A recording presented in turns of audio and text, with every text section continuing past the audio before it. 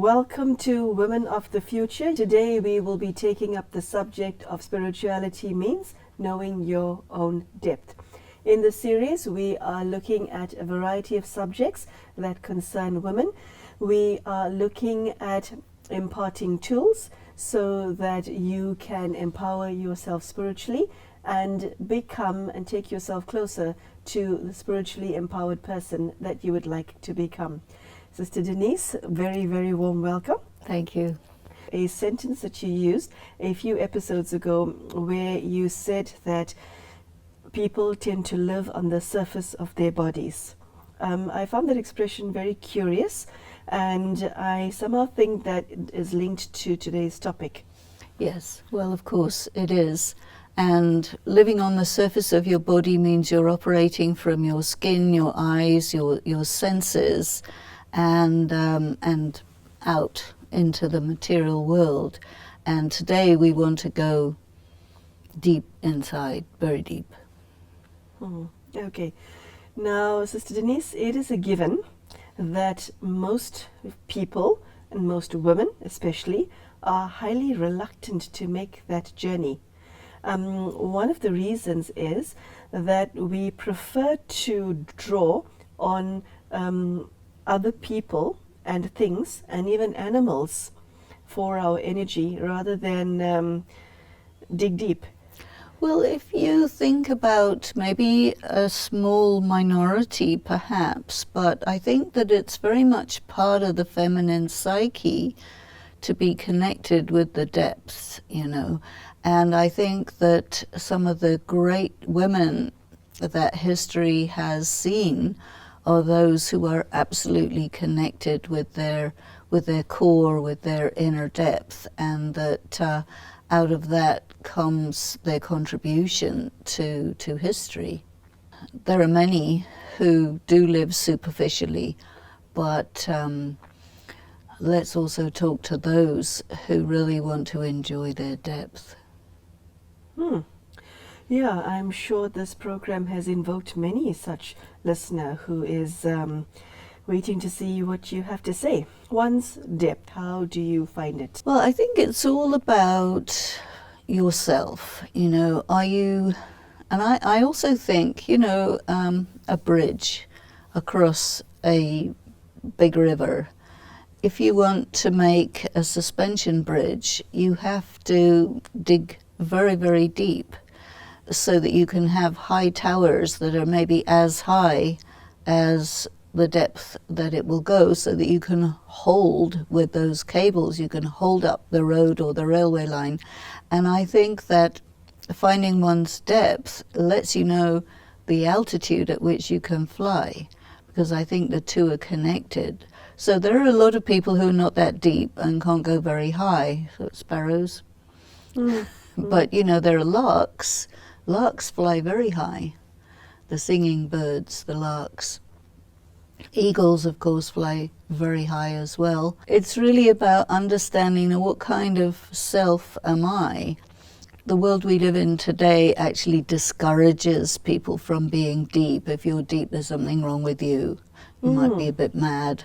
Yeah, that is very obvious, and that provides a very real resistance to somebody who is interested in exploring their own depths, doesn't it? Yes. And Sister Denise, the world of materialism offers so much on the outside, so many distractions that it's guaranteed that you could miss your depth totally and, well, assume that it's not there. A lot of women have had to go through a lot of pain, trauma, and so on, which sits on the top of your depths. And so in order to go to your depths, you may have to pass through that area. And then people don't like to be in touch with their pain. You see, because there is pain inside souls at this time. And women being especially sensitive, your pain is going to be all that much more painful.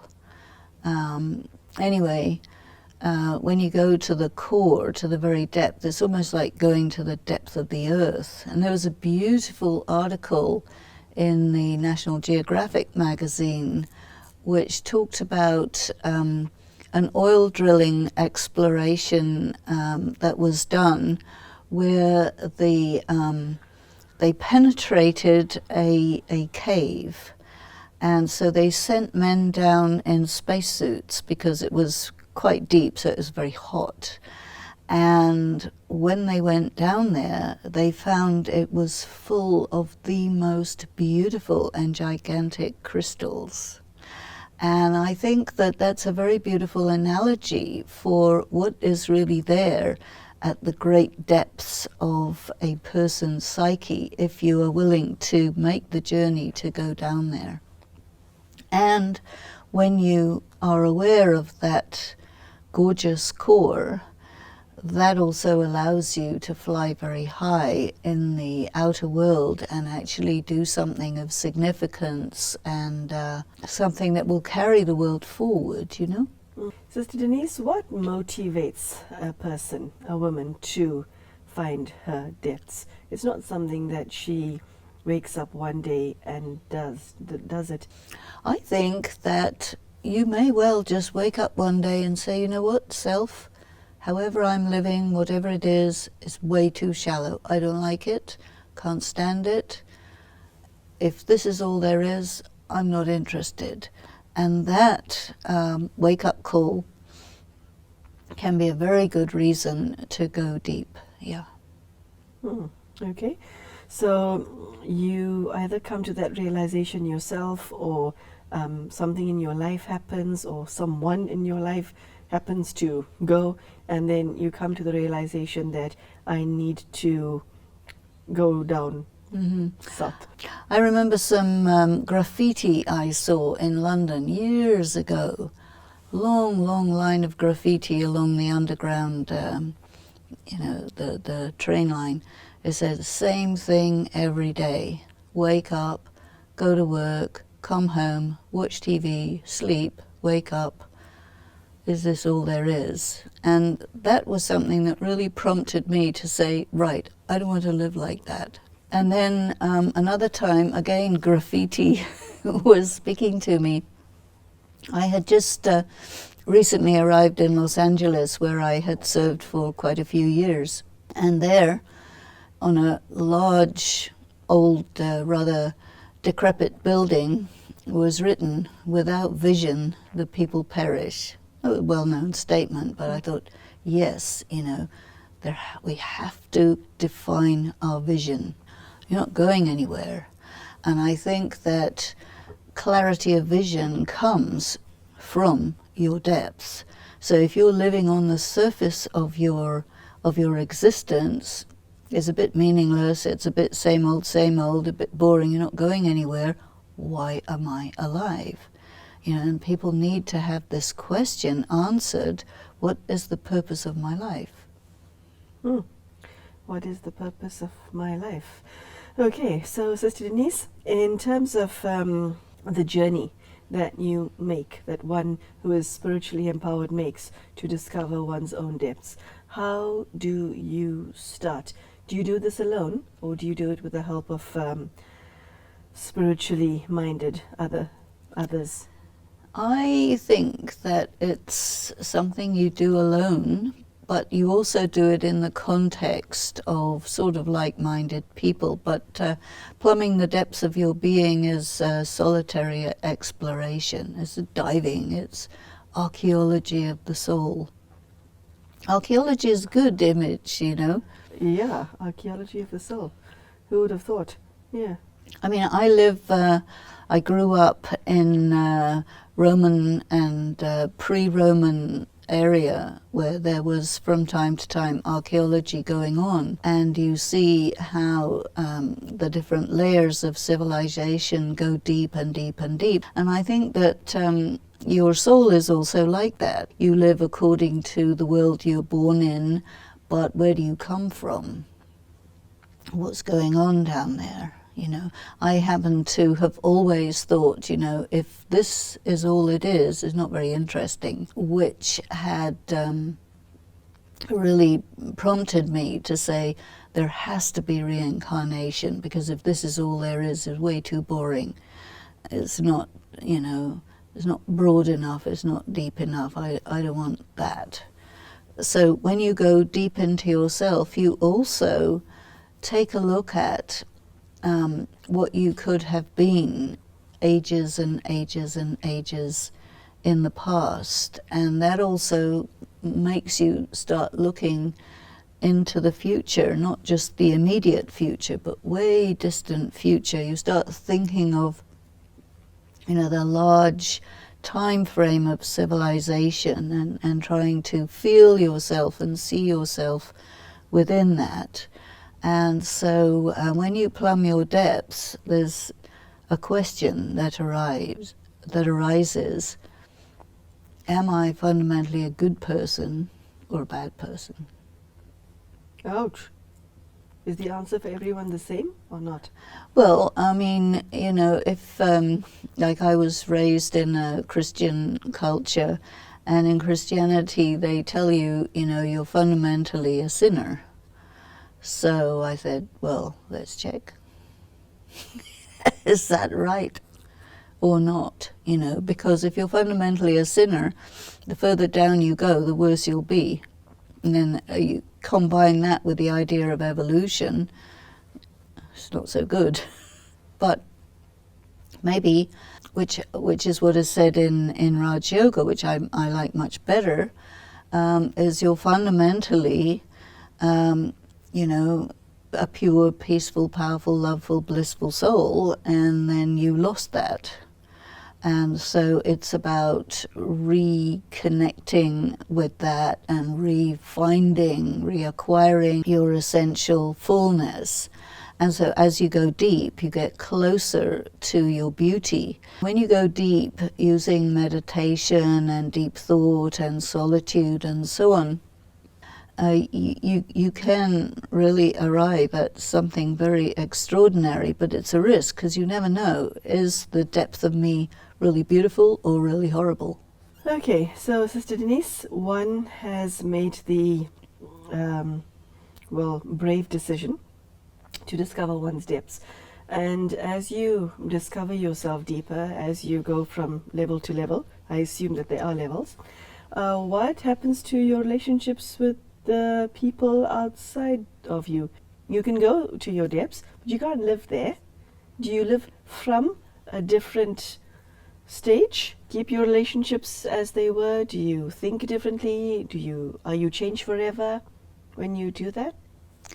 Well, I think you are changed forever when you do that, and I think it does change your relationships. One of the ways it changes your relationships is you become much less dependent on them, and you become much more dependent on who you are and what you are than the people who reflect you around yourself, who will reflect probably a much more superficial aspect of yourself. That's quite something, Sister Denise, if it impacts on your relationships.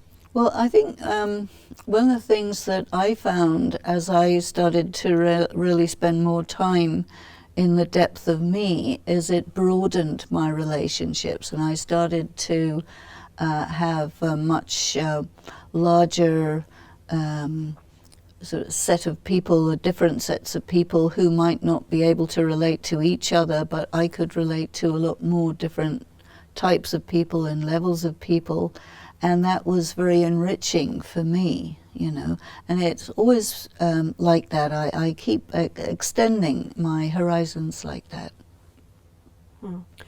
Okay, what happens to your relationship with matter, with your life in general? How is it impacted by your depths? Has it been the case that you are in a certain profession, and after doing some spiritual excavation, you realize this doesn't suit me anymore, I want to become something else because I am now someone else? Well, I think one of the things you learn in spiritual practice is you never are what you do. You mean your job? Yeah. So you're not your job? No. You can, if I look at myself, one does look at oneself. I could work in technology, I could work in law, I could work in medicine, I could be a homemaker, I could be, you know, a monk, I could be a plumber, there's all sorts of possibilities. Another reason why it's a good idea to have a number of lives so you can do all those things, you know, but not any single one of the activities that you do to add to your different aspects of your expertise. And maybe, you know, it's nice to be a Renaissance person who's quite good at everything. Okay, that's not actually my definition of Renaissance persons, but let's. I mean, let's you can go into many, many areas, not just an area. So never, you know, identify with what you do to earn a living, or even what your skills are. These are just things that you have, you know. So who you are, as you go deeper and deeper and you see all the different ways in which you can express yourself, all the different modes of expression, still the actual you is somewhere else, somewhere deeper, somewhere beyond that. Sister Denise, the reason one is going to one's depths is to discover what is at the core of your being. Are you doing it to you know, metamorphosize? Are you doing it to change your life on the outside? You become richer? Is it just self-discovery for self-discovery's sake? It's this question, who am I? You're going to answer the question, who am I? And it's so difficult, and it's so deep. You can't answer that question easily. What am I is easy enough. You know, I'm a soul, all this information, that gives you the what. But the who, you see, who am I? Am I what I do? Am I my karma? Am I my virtues? Am I, who am I? And what distinguishes me as a soul from another soul? You know, because there's a lot of souls out there. Which one am I? When you go to your depths, do you find that the tectonic plates of your life shift? Do you shift them? Do they shift by themselves? I think going down there does cause shifting, definitely. It's like you belong to a different dimension. You're really going into a different dimension, and you add dimensions to your life, which maybe only a few people in your surface life could have any conversation about, because they don't go there, you know. But it does, I think, cause you to resonate with other people who go down to their depth. Something which is deeply private, deeply personal, becomes also something that you can talk about and share and maybe write about. So yeah, it shifts and it opens up spaces, and I think also it becomes a source of inspiration. To yourself, to your poetic nature, to your intellect, to your creativity. That is so lovely. It becomes a source of inspiration to your poetic nature. That itself sounds poetic. Half listening to your words, because as I'm sitting less than a meter away from you, your words are coming at me encapsulated in silence. And in previous episodes, I felt from you a vibration of harmony and peace, calmness, but right now it's silence, and it's very lovely, and I hope viewers watching can feel what I'm feeling. Having gone to one's depths, do you discover silence? What is your relationship with silence? Well, in your depth it is silent, and there is silence, and you expand your silence, and maybe you bring it up to the surface with you. Yeah, silence is important. I mean, imagine if you go down 20 kilometers under the earth, it's quiet there. It's quiet there. Okay. If you want to have actual physical silence, and I've gone around the world looking for physical silence, and I found the most silent places are caves. I mean grottos deep down, deep under the earth, because there's no life down there, not a plant, not a worm or anything. They're much closer to the top. So it's really, really silent and dark.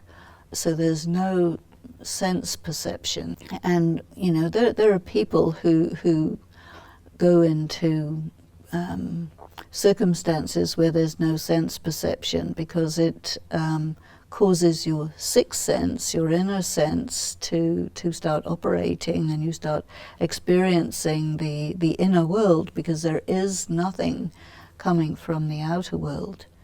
But it's not very practical. You can't live in the bottom of a grotto. No. Nor can you live from your own depths. Well, I think you do live from your own depths, because it's from your depths that you operate on the surface, and then you return to your depths. Oh, so you find a new home. Oh, yeah, that's a very good home. Well, no, your answer came as a surprise, I must say. Okay, Sister Denise, God, how does he fit into this depth picture? When you go into your depth, as you have an encounter with God, because, it's almost as if reality is like a donut. And well, what does that mean? I tell you, a donut is like a ring, and there's an inside space, which is your depth, which is also the same space as the outside space. And so when you go into the depth of yourself, you arrive at the furthest reaches of the outside space where God resides. Okay, you get all of this from a donut. I mean, it's an image. That's quite a metaphor. Yeah, okay. Donut, moving on. God and donut and depth. Link those three things for us. You go inside as your inner space. Now, God is not inside you, but it's by going inside you that you arrive at the beyond space where God does reside. So the inner space, what's inside a donut, is the same air as on the outside. If you want to go out, you're too disconnected from your core. Doesn't work. You have to go in order to arrive at beyond out. Does God live? Well, God lives outside the edge of the universe. And so what you're saying is, by going inside yourself, you arrive at where he is at? You can make contact. Because if you say the material universe is rather like a donut, in that there's a hole in the middle and there's empty space on the outside of it. So, of course, the universe is vast, etc., etc., but you yourself, human being in a human body, where your body ends is where sense perception starts. You can't have all that much sense perception of what's going on the inside of your body. You have some feelings and so on. When you go inside, you're going into a dimension which is not a physical dimension. Mm-hmm.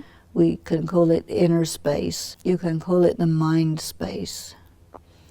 The location of God, who is the Supreme Soul, who is discarnate, incorporeal, who does not exist in the material universe, exists outside. People use the word nirvana, or the sixth element of light. That's the dimension where the being of God is to be found by anybody who wants to go and see. But you can't go there in a rocket or an airplane or any of that, because it's physical. But by going inside, you can arrive there.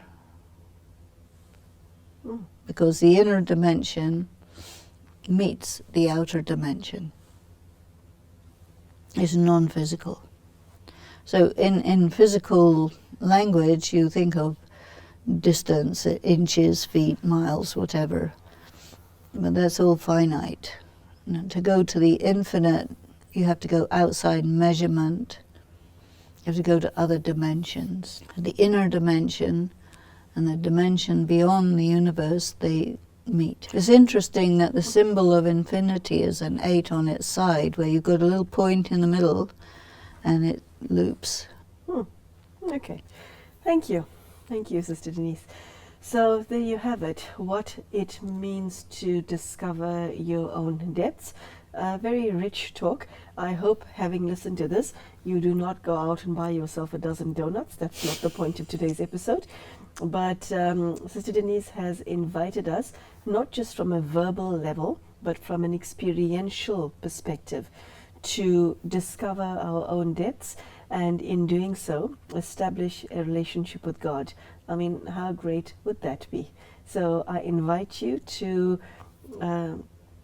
take on what Sister Denise has said today, and I invite you to experience what she has just enunciated. Thank you so much for joining us, and I'll see you again for the next episode. Take care and goodbye.